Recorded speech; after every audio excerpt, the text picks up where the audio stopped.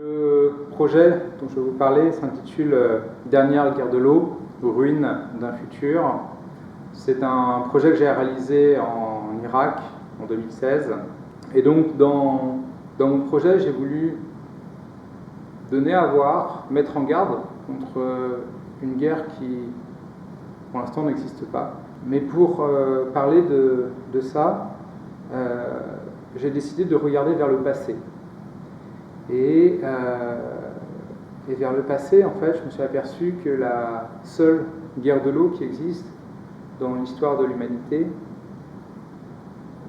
s'est déroulée il y a environ 4600 ans, en Mésopotamie, donc dans l'actuel sud de l'Irak, sur ce lieu même où aujourd'hui on risque d'avoir un conflit majeur lié à l'eau.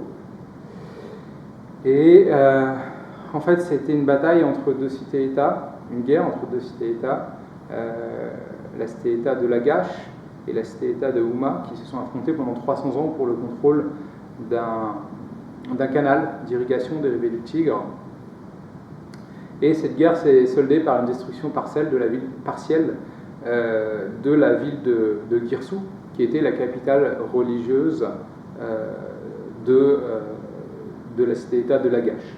J'ai été sur le site archéologique de cette ville de Giresun, c'est une zone qui est complètement aride aujourd'hui, et donc j'ai photographié ce site archéologique. Je l'ai photographié donc au moyen format et également avec un drone.